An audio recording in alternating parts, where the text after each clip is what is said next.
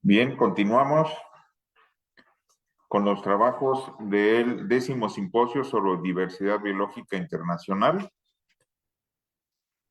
con la presentación del trabajo Manejo Reproductivo de Tlaloc Hildebrandi en cautiverio, avances para su conservación, y está con nosotros Rubén Alonso Contreras Tapia. Adelante, por favor. Tienes 20 minutos, por favor. Gracias. Hola, gracias. Voy a permitirme compartir mi pantalla. Denme un segundo y me confirman si ya se ve, por favor. Listo. Sí, está bien. Ok, les agradezco mucho la invitación para presentar este trabajo, que ahora que lo vemos en retrospectiva, pareciera ser algo que fue muy sencillo o que fue algo que nos costó poco trabajo, y la realidad es que no fue así. Fue un trabajo de varios años. Desde el 2020 estamos trabajando con esta especie. Queríamos trabajar con esta especie, queremos trabajar con toda la familia Profundulide, y el interés principal es conocer si hay huella evolutiva en el desarrollo temprano de estas especies. Entonces, bueno, ahora esta parte que yo les presento se llama Manejo Reproductivo de Tlaloc hildebrandi en cautiverio, avances para su conservación. Les comento acerca de los autores. Somos el equipo integrado por el Laboratorio de Rotiferología y Biología Molecular del Plancton y el doctor Wilfredo Matamoros. Ahora voy a hablar un poco acerca de Tlaloc hildebrandi. Es conocido también como el pez kili. Es un pez de agua dulce. Es conocido como el escamudo de San Cristóbal, Chiapas killifish, o también el popoyote. Es una especie endémica del sur de México, específicamente de Chiapas. Pertenece a la familia Profundulide, una familia que es endémica de América Media, donde tenemos la distribución de varias especies aquí en México y la compartimos con otros países de Centroamérica. Es una de las 4 especies que componen el género Tlaloc. Eh, Se considera que es una de las especies que tiene una restricción geográfica dentro de esta familia, y por lo tanto, pues requiere atención, porque justo ahorita voy a explicar cuáles son las características que tienen en un problema a Tlaloc hildebrandi. Es un pez de cuerpo pequeño. Normalmente las tallas no sobrepasan los 110 milímetros. Se clasifica como un pez carnívoro insectívoro. Aquí presento el mapa de distribución. Aquí aparece un polígono que es naranja, y es el que históricamente se conocía como la distribución geográfica de Tlaloc Hildebrandi. Y bueno, esa es la región de precisamente San Cristóbal de las Casas. Y como ustedes sabrán, es una región que se ha estado desarrollando en los últimos años. Por lo tanto, esto ha impactado directamente las poblaciones naturales de Tlaloc. Pero afortunadamente se han encontrado otras poblaciones que están cercanas a la zona, que están, por lo cual se amplía un poco la distribución, y eso, eso brinda una suerte una suerte de tranquilidad, debido a que no toda la población, no todas las poblaciones de Tlaloc están concentradas en una región geográfica que está creciendo de manera exponencial en términos de población humana. Habita humedales, arroyos de montaña, ríos, pequeños lagos, con ambientes en ambientes en Chiapas. Se distribuye en regiones que tienen rápidos o también en pozas. Poco se conoce acerca de cómo están estructurados sus hábitats. Se han hecho descripciones, pero obviamente es una especie que requiere mucha más investigación en campo. Se conoce ya muy bien su fecundidad total, pero se conocía muy poco acerca de su reproducción. No se sabía dónde colocan los huevos en sus hábitats, dónde se distribuyen, cuáles. Se conocía, por ejemplo, la temporada de reproducción, pero, pero solamente con organismos que habían sido colectados. Entonces, en cautiverio no se tenía ningún trabajo y es por eso que nosotros nos propusimos comenzar con ello. Es el único pez nativo registrado en las montañas de Chiapas que habita más de 2000 metros sobre el nivel del mar y esto coincide un poco con el trabajo que hemos realizado aquí en la Ciudad de México. Nosotros estamos también a más de 2000 metros sobre el nivel del mar. Si bien el clima es ligeramente diferente al de San Cristóbal de las Casas, tenemos una similitud al ser al estar a más de 2000 metros sobre el nivel del mar. El clima es un poco similar, entonces esto nos brindó una herramienta muy importante para mantenerlos en cautiverio y reproducirlos. Pero también se ha registrado en ambientes en menos de 900 metros sobre el nivel del mar. ¿Cuáles son las causas de por qué trabajar con Tlaloc Hildebrand? Primero, está catalogada como en peligro por la USCN. También está con una categoría de riesgo, en peligro, más bien, en la NOM 059. Es una de las especies que se considera que es de las más amenazadas de México, de las especies de agua dulce. Recientemente, al inicio de año, se reconoció que muchas de las especies de agua dulce, de peces y de crustáceos y de otros organismos son las más amenazadas que existen en el mundo. La distribución es restringida, solo 116 kilómetros cuadrados y tres localidades principales. Se tienen registros de otras poblaciones ante esta distribución restringida, pero no deja de ser restringida. Hay una pérdida y degradación del hábitat debido a la urbanización. Como les comento, es una región que ha crecido exponencialmente en términos de población humana. Por lo tanto, hay condiciones de contaminación, hay sobreexplotación del agua, porque mientras más población hay un estrés hídrico para estos organismos. Y además, la inclusión de especies invasoras, especies exóticas y algunos parásitos, que sobre todo los parásitos han afectado a las poblaciones de esta especie de Tlaloc. Eh, eh, y son parásitos que no son originarios de esta región. Además, hay baja diversidad genética. Esto se reconoció hace poco y esto representa un alto riesgo de extinción. También se encuentra normalmente en poblaciones pequeñas y aisladas y ahorita que trabajamos con la reproducción podríamos responder un poco el por qué es difícil su reproducción y ahorita se los cuento más adelante. Como material y métodos, lo primero que hicimos fue mantener en cautiverio los ejemplares reproductores, aclimatarlos. Las primeras ocasiones los teníamos en acuarios, después los llevamos al mantenimiento en exterior, nos dimos cuenta de su comportamiento, avanzamos en términos de manejo, porque es una especie que brinca mucho. Es interesante porque no cuenta con depredadores en su ambiente, pero tiene comportamiento que pareciera ser que está respondiendo o que es característico de otras especies que cuentan con un depredador, como eso de brincar. Y entonces era complejo mantenerlos, teníamos que taparlos, las tinas y los acuarios muy bien, porque por cualquier rendija brincaban. Después la reproducción durante mucho tiempo, y cuando digo de tiempo, estamos hablando de 2 o 3 años, estuvimos encontrando que había huevos de repente, que encontrábamos larvas, pero de repente desaparecían, entonces nos llamó la atención y después pudimos, ahorita en resultados, yo les cuento qué es a lo que llegamos. Después ya conseguimos que se reprodujeran.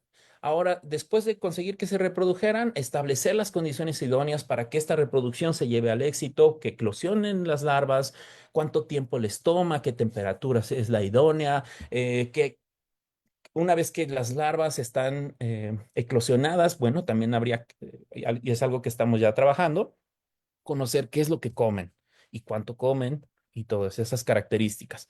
Y en términos bueno, aquí presento una imagen. Cuando los llevamos al exterior, pusimos una gran cantidad de plantas, pusimos el nivel, teníamos tinas de 200, 300 litros, a las cuales no llenábamos al 100% de capacidad para evitar que precisamente durante la época de lluvia se desbordaran y también las recubríamos con una malla que protegía para que no salieran, no brincaran. Aquí vemos ejemplares macho y una hembra vemos, de repente encontrábamos algunos huevos sueltos y nos llamaba la atención de por qué nada más encontramos uno. Utilizábamos diferentes materiales para el desove, los poníamos en la parte superior flotando o los poníamos en el fondo. Estas mopas eran de plástico, hechas de manera para incentivar la reproducción de los organismos y nada más encontrábamos de repente uno, dos, tres, cuatro, cinco huevos y eso nos llamaba mucho la atención. Y entonces eh, decidimos hacer algo que le llamamos trampa de huevos. Esta trampa de huevos, si se dan cuenta, la tina anterior es un volumen más pequeño, ¿no? Tiene una gran cantidad de plantas y tiene muchos sitios en donde los organismos se podían esconder. Detectamos la presencia de machos, se conoce en inglés como sneaky males, que son machos escurridizos porque no muestran su coloración como la de un macho dominante, pero logran reproducirse. Las hembras son menos coloridas. Ahorita voy a mostrar una imagen acerca de ellas. Los machos dominantes son altamente dominantes, son muy activos estos peces, están constantemente buscando comida. Como lo mencioné, son insectívoros, entonces, y carnívoros, son muy voraces. Y cuando hicimos esta trampa de huevos, empezamos a poner plantas naturales, las que mejor se nos ajustaron, ahorita lo voy a mencionar en resultados. Básicamente es una bandeja en el centro, ya no ponemos más vegetación, ya no ponemos más escondites, sino que incentivamos a que las hembras y los machos vayan a esta región y entonces, en donde están concentradas las plantas, desoven y se lleva a cabo la fertilización y entonces es mucho más sencillo, cuando establecimos esta trampa de huevos, colectar los huevos. Y eso pareciera ser ahora muy lógico, pero nos llevó bastante tiempo desarrollarlo, porque además estábamos en una carrera no contra el tiempo, pero tienen una temporada en la que se reproducen. Y entonces había en el 2020, 2021, hubo años en donde sí teníamos una población estable, pero no teníamos ya conocimiento de esto. 2022 y 2023 establecimos el protocolo y el año pasado, 2024, y este año hemos tenido éxito reproduciéndolos y con esta trampa de huevos. Y entonces ya podíamos colectar estos que están acá abajo, que son los huevos. Ahora venía la otra parte. Porque si nosotros dejábamos los huevos en esta trampa, lo que sucedía es que tanto hembras como machos se comían los huevos. No lo lográbamos observar, pero era muy sencillo que si no recolectábamos los huevos diario, no había huevos en esta trampa. Y cuando nos dimos cuenta de esto, entonces empezamos a revisar durante la mañana y durante las noches las trampas de huevo, empezamos a colectar los huevos, a separarlos, y entonces es cuando tuvimos éxito. En términos de resultados, podemos decir que los machos muestran una alta agresividad hacia las hembras, posiblemente por competencia territorial por sitios de desove. Son altamente agresivos entre ellos. Las primeras ocasiones que teníamos el primer lote de reproductores, nos quedamos con puros machos porque la agresividad era hacia las hembras y entre machos, y por ahí en algún momento nos quedamos sin hembras. En una segunda oportunidad incluimos hembras. Ya sabíamos que teníamos que tener mucho cuidado, poner diferentes sitios de escondites para las hembras para que no sufrieran esta agresividad por parte de los machos. Poner tubos de PVC en donde solo cupieran las hembras para que se puedan resguardar de esta agresividad. Mantenerlos, por ejemplo, no siempre con el agua transparente, sino con agua verde, y eso reduce la agresividad, reduce la depredación hacia los huevos, y eso nos hizo conocerlos muy bien. Después el desove ocurrió, tuvimos mucho éxito con la planta que es llamada comúnmente cola de zorro, que es una planta acuática, porque proporciona microhábitats adecuados para que se adhieran los huevos y se protejan, se escondan.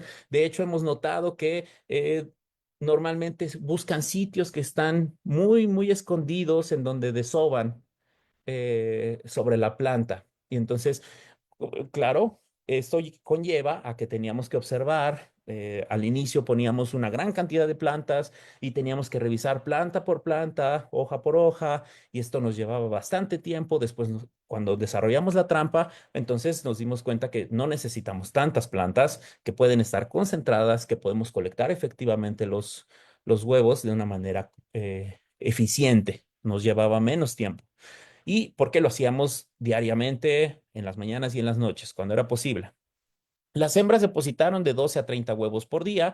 Es necesario aquí hacer una nueva investigación en donde podamos determinar la fecundidad relativa. Se conoce la fecundidad total de la especie, pero se realizó con ejemplares por otro grupo de investigadores, con ejemplares fijados, pero debido a estas complicaciones que les digo sobre la depredación, la alta agresividad, hay que dedicarle más tiempo y establecer un protocolo para determinar la fecundidad relativa. Pero nosotros observamos entre 12 y 30 huevos por día. Eclosionan estos huevos a los 12 días a una temperatura de 25 grados Celsius. Eso fue otro reto, el mantenerlos viables, porque al ser huevos, normalmente tenían crecimiento de hongos y entonces los trajimos al laboratorio y en el laboratorio establecimos el protocolo para mantenerlos viables y hemos tenido éxito y ya inclusive ya hemos concluido la etapa de descripción del desarrollo, del cual ahora no les hablaré. Las larvas eclosionan a los 12 días, la madurez reproductiva se alcanzó a los 14 meses. Tuvimos oportunidad de conocer y separar los lotes de reproductores de las crías y luego esas crías volverlas a llevar al exterior y que estas crías, bueno, estas juveniles durante el siguiente año, es decir, a los 14 meses, presentaron la primera reproducción. Que esto es algo que se conocía las tallas de reproducción, más no la edad de la primera reproducción. Eso es un aporte que estamos haciendo. La temporada reproductiva es que nosotros determinamos fue de febrero a septiembre, con picos altos durante febrero y marzo. Abril también es uno de los picos altos de reproducción en condiciones de ambiente en exterior. Eh, y de ahí, durante la época de lluvias, desciende un poco. Encontramos de repente algunos desoves, pero no son tan frecuentes. Y otra vez en octubre y septiembre perdón, en agosto y septiembre encontramos otra vez desoves y durante octubre, noviembre y diciembre y enero no encontramos desoves, por lo tanto, y esto coincide justo con lo reportado por otros autores en ambiente natural. Aquí podemos ver una imagen de un macho que tiene esa coloración que lo diferencia, es un macho dominante. Abajo tenemos a la hembra que tiene la aleta anal es diferente al macho, no tiene tanta coloración. Aquí está la trampa de huevos, diario, estar buscando entre rama y rama por los huevos, nos encontramos esto. Hay que mencionar que los huevos secretan una mucosa con la cual se adhieren a la vegetación y es diferente la mucosa con la que la hembra desova los huevos y los coloca a cuando nosotros retiramos esos huevos, los colocamos en un frasco y se vuelven a adherir entre ellos, es decir, secretan una mucosa aún después de ser fertilizados y eso es algo que es una estrategia interesante. No se había logrado conocer sí se sabía que ponían huevos, pero no se había llevado el registro en el campo acerca de estos huevos, no se sabía el tamaño, el tiempo de desarrollo tampoco. Aquí vemos esta imagen con esta fresa de los huevos de Tlaloc Brandy con una materia vegetal que es a la que estaba adherida.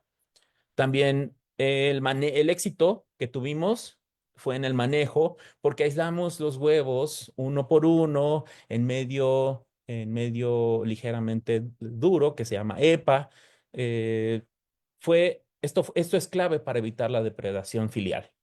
Porque si nosotros dejamos los huevos, primero se los consumen los reproductores y si llegan a eclosionar, cuando eclosionan las larvas, eclosionan muy pequeñas de 6 milímetros y entonces también son devoradas por los organismos reproductores. Por más que poníamos vegetación flotante para que se escondieran, de repente encontrábamos algunos juveniles pero eran muy poquitos comparado al potencial que tienen de reproducción estos organismos.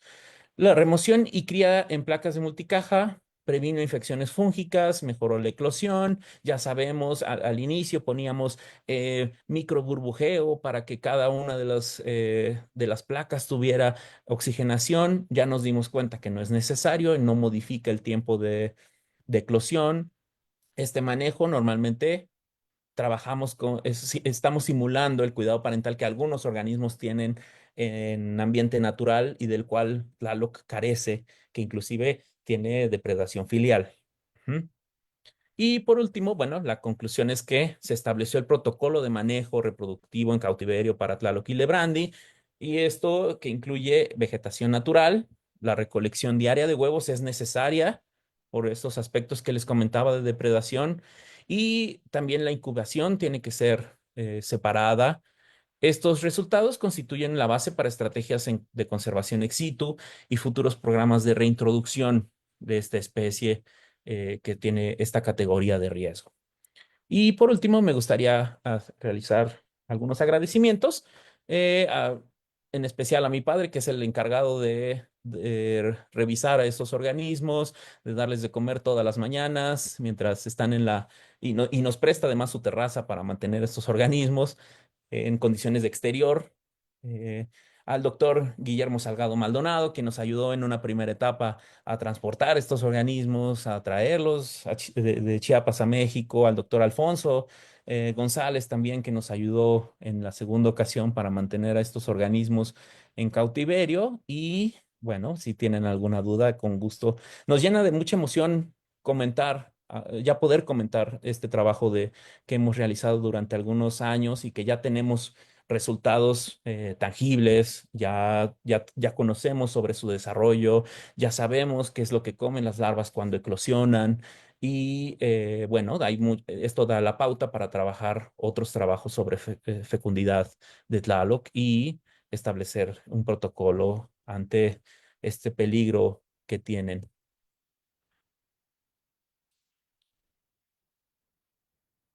Gracias. Muy bien, gracias por su interesante presentación.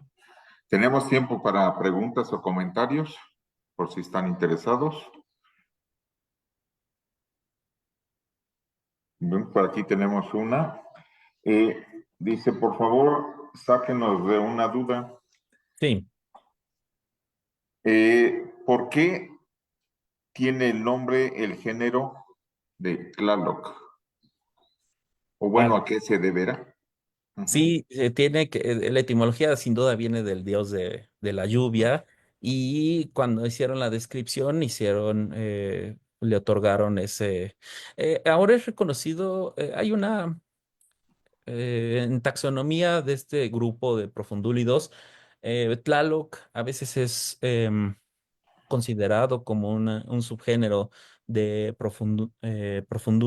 la familia Profundulide, del género Profundulus. Entonces, es muy común que de repente los puedan encontrar como Profundulus hildebrandi, pero es válido el llamarlos Tlaloc, eh, y hace referencia al dios de la lluvia. Perfecto.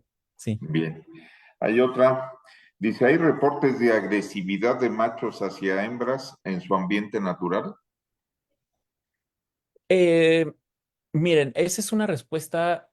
Bueno, ante esa respuesta, yo no he estado en ambiente natural observándolos, pero mi colega Wilfredo sí ha estado en campo, y él menciona que cuando se asoman en los ambientes en los que se encuentra, son muy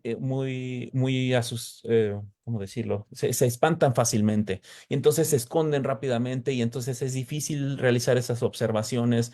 Pero nosotros en lo que podemos hablar de ambiente controlado, en condiciones controladas, sí, hay una gran agresividad, hay una alta agresividad. De hecho, las primeras veces los manteníamos con muchas plantas, troncos, rocas, eh, diferentes sitios, plantas flotantes, porque eso permitía que se pudieran esconder y pudieran mantenerse de manera estable.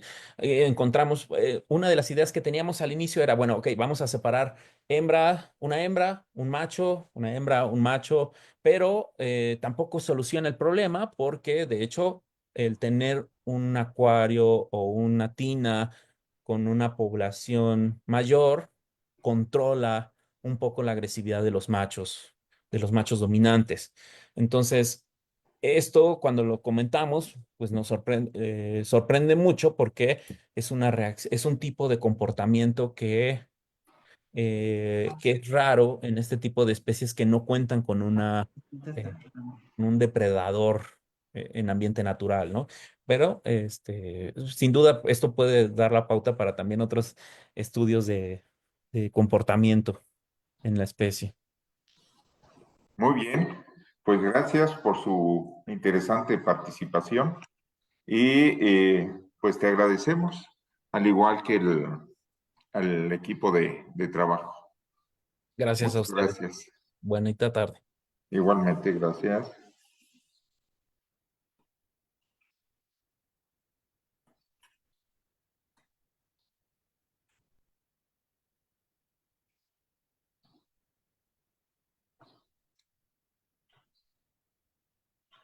Ya está por ahí Randy, ¿verdad? Bien, continuamos con las presentaciones de trabajos. Tenemos el trabajo de la presa de Atlangatepec, Tlaxcala, refugio de biodiversidad y servicios ecosistémicos estratégicos. Tenemos también la presentación de Gilberto Randy Rojas Rubio. Adelante, por favor. Ok, ¿me escuchan ahí? Sí, Sí, ok, permítanme tantito. Ahí se alcanza a ver. sí. Bueno, como tal, el trabajo fue un trabajo de revisión, aunque se ha estado trabajando un poquito más a profundidad en otros temas de la presa de Atlangatepec. Entonces, la presa de Atlangatepec, Tlaxcala, refugio de biodiversidad y servicios ecosistémicos y estrategias. El equipo está conformado por el doctor Jesús Damaso Bustamante González, la doctora Araceli Cortés García y el doctor Alejandro Ábalos Rodríguez, colaboradores de la UAM Xochimilco y UAM Iztapalapa. Y yo, que me pone el doctorado de Ciencias Agropecuarias. Sí. Bueno, como introducción, tenemos que es un sitio Ramsar desde el año 2004.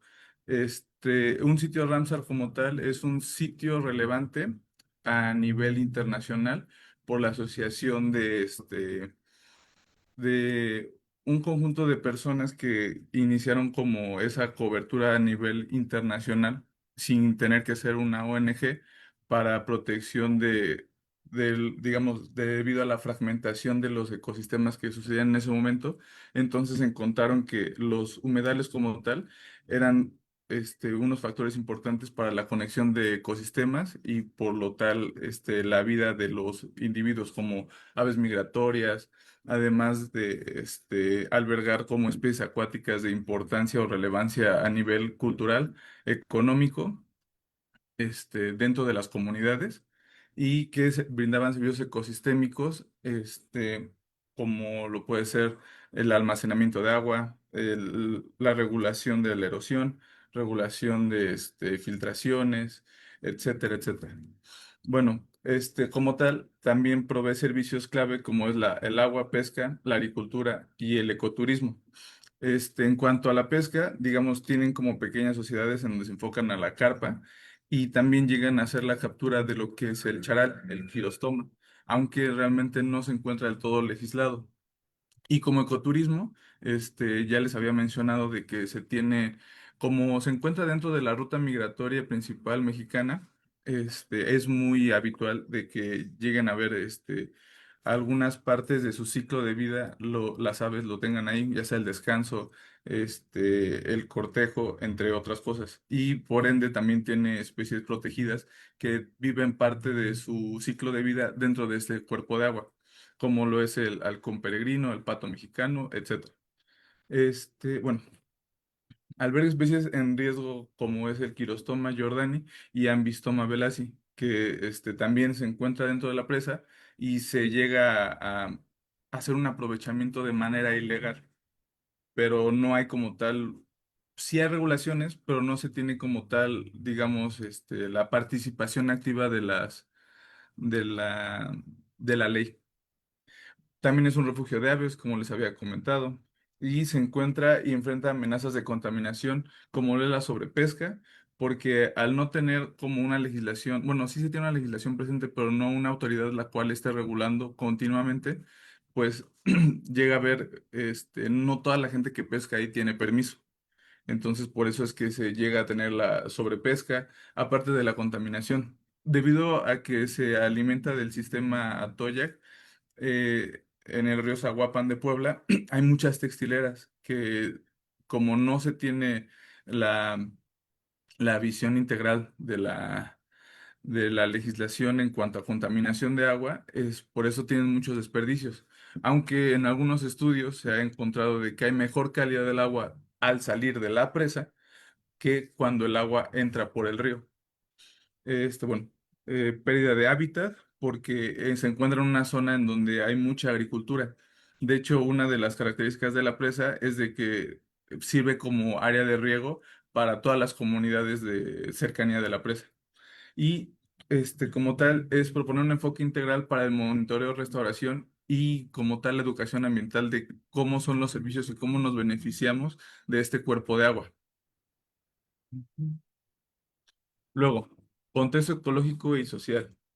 La presa tiene construida en los años 60, se había construido con el propósito de seguridad alimentaria.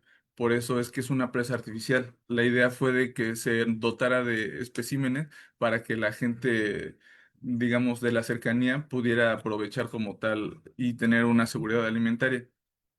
Y además de regulación de lo que es el río Zaguapan, como les había comentado. Es el cuerpo de agua más relevante en Tlaxcala, ya que cuenta con 1.600 hectáreas de área y, si no me equivoco, son 5.400 hectáreas de riego, según datos de, ¿cuál eran? Rojas en el 2020. Y bueno, como tal, le digo, es un sitio Ramsar desde el 2004 por el valor como humedal y como cuerpo de agua prioritario. Aparte de que maneja un clima templado, subhúmedo, tiene suelos erosionables, son hábitats esenciales y sostiene lo que es la pesca, el riego agrícola y el ecoturismo local. Aporta funciones frente al cambio climático como la recarga de acuíferos y filtración, además de las otras que les había mencionado. Como importancia, tenemos la alta diversidad biológica en especies nativas y endémicas, como lo son el charal, que es endémico, el ajolote, velasi, que digamos que hay de las dos, porque hay ajolote velasi y ajolote velasi tigrino. Y además de las especies endémicas que tiene, bueno, lo que es el pato mexicano, el garzón gris, el zambullidor menor, la garza del tular, entre otros. Además de tener el Ambistoma belasi, que es conocido como un bioindicador de riesgo por la pérdida de hábitat, y tiene un valor ecológico, educativo y económico para las comunidades locales, ya que de esas se alimentan, les sirve para agua de riego, etcétera, para muchas otras actividades. Tiene presencia de crustáceos y moluscos con rol ecológico que se han hecho estudios por parte de investigadores de la UAM Xochimilco desde el año 1993 más o menos y se ha estado trabajando de cómo esos tienen un rol ecológico dentro de la presa.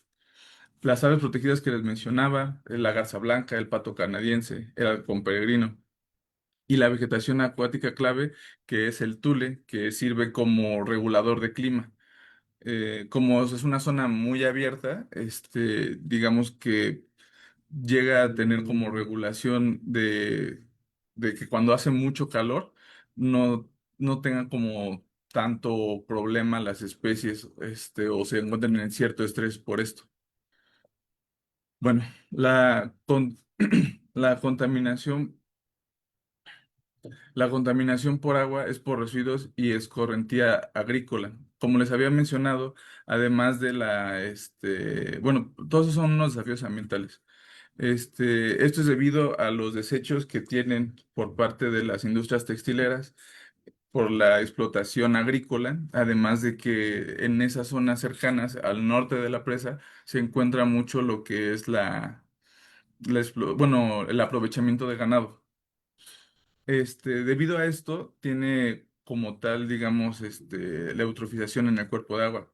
Entonces esto da como tal baja de oxígeno y da una mortandad de peces, como lo es el charal en su mayoría en mayoría de ocasiones.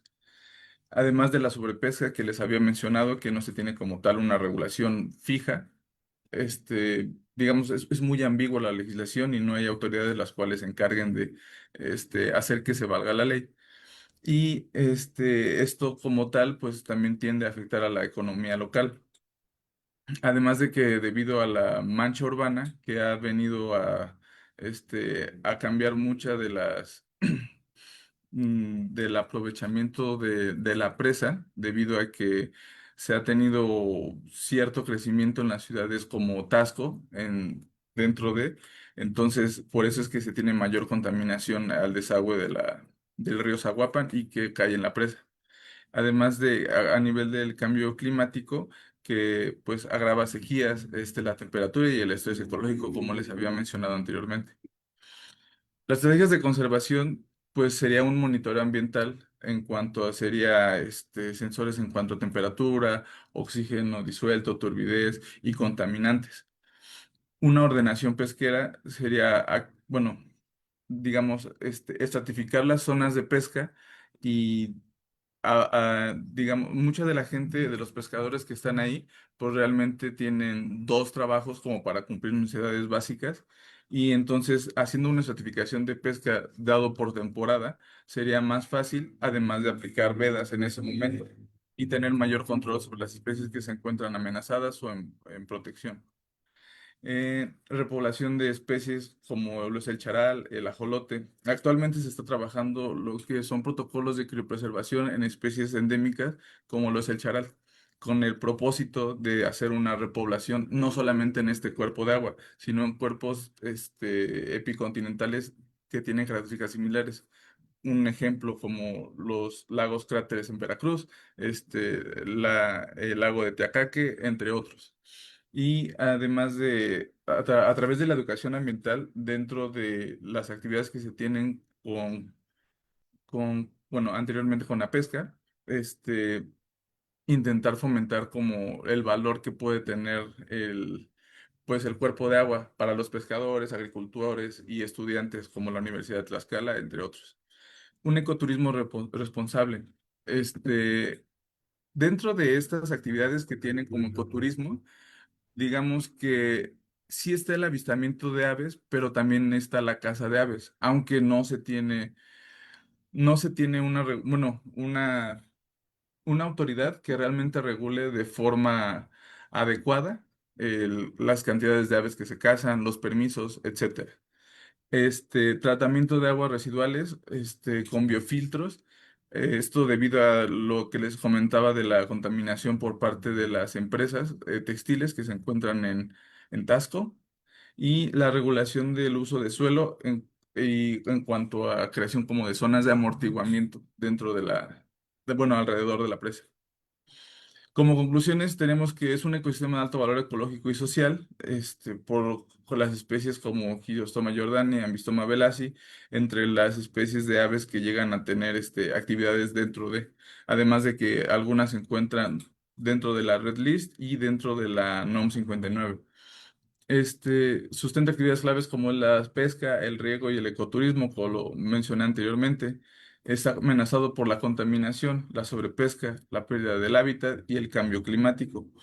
Y se requiere una gestión integral con ciencia, comunidad y políticas públicas para, digamos, la conservación de este cuerpo de agua. Y conservar la presa es conservar la biodiversidad, la justicia ambiental y la resiliencia regional. Esta es un QR de las referencias que se manejaron para este póster. Y pues realmente este trabajo es un producto con la vinculación de WAM Comunidades y les agradezco su atención. No sé si tengan algunas preguntas. Bien, pues muchas gracias Ujú. por tu interesante presentación. Tenemos tiempo para preguntas y Sí. comentarios.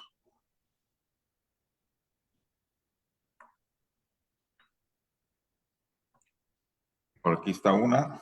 Dice, dada la importancia que has manejado sobre Ujú. la presa, ¿en qué condición se encuentra debido a las sequías de los últimos años?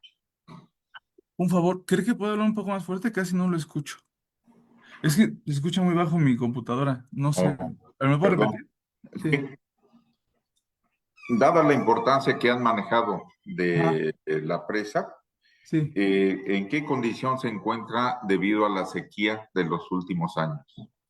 Pues en los últimos años, este como tal es un trabajo derivado de mi tesis de maestría y en cuanto a calidad del agua, se encuentra aceptable para actividades recreativas dentro del Quality Warning Index. Y se hizo un trabajo muy similar en el año 2016, me parece, hace ya casi 9 años, y ha bajado como tal, porque antes se podían hacer actividades de nivel ecoturismo. O sea, por ejemplo, antes se podía meter al agua sin que tuviera algún tipo de riesgo. O sea, cumplía dentro de los estándares que maneja eh, el- la referencia anterior que usaron, la de Water Quality Index, y actualmente cuando yo volví a sacar los valores, pues realmente ya no se puede hacer actividades recreativas, solamente como uso de riego, como aprovechamiento. Y también se hizo un estudio en cuanto a este, metales pesados y se encuentra dentro de los márgenes permitidos todavía por la NOM. Entonces, se encuentra en un estado medianamente, digo, no estoy agarrando una referencia como tal, pero a lo largo de los años, que le puedo decir de los 10 años a la actualidad que tuve mis resultados hace 2 años, entonces sí ha bajado la calidad, pero no a niveles graves. O sea, que digamos que el consumo de peces dentro de la presa puede ser dañino para la población. Aunque se encontró de que, por ejemplo, hice una zonificación en los coliformes fecales y encontré que dentro de la presa varía la cantidad de coliformes que se encuentran al noreste con el sureste, que es la parte en donde desencadena la presa. Entonces, los peces que se encuentran en la zona norte tuvieron mayores calidad de coliformes fecales, encontrándose casi en la línea de consumo humano, pero sí ha sido como el deterioro de la presa, además de bajar los niveles de la presa. Ujú. Bien, gracias. Por aquí hay otra.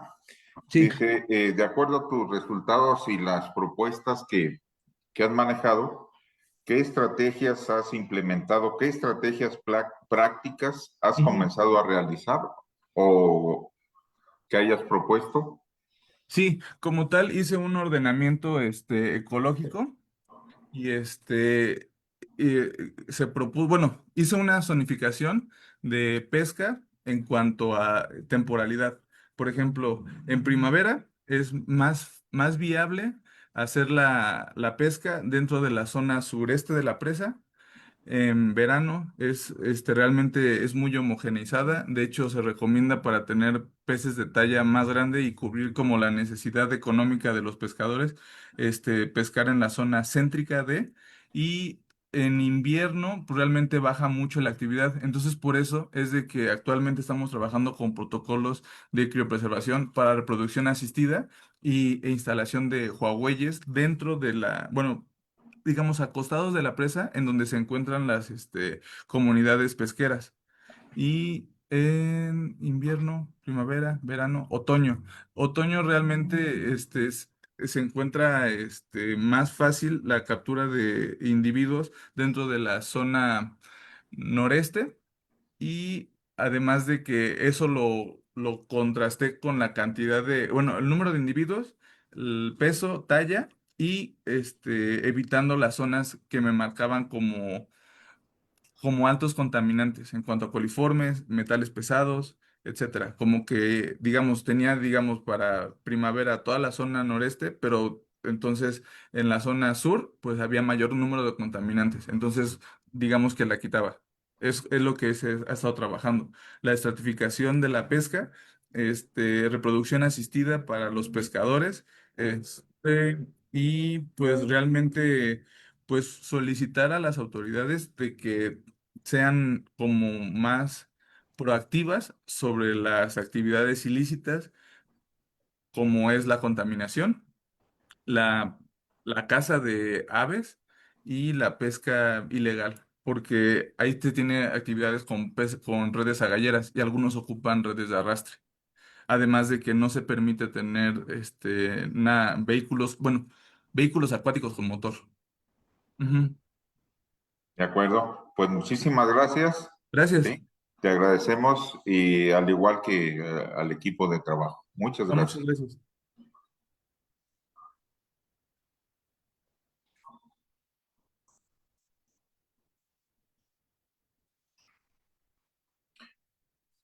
Bien, regresamos. Vamos a tener un pequeño receso.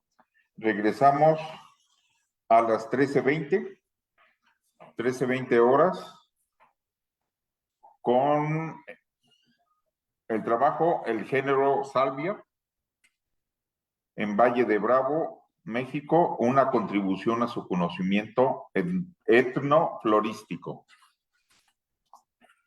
Bien, los esperamos. Gracias.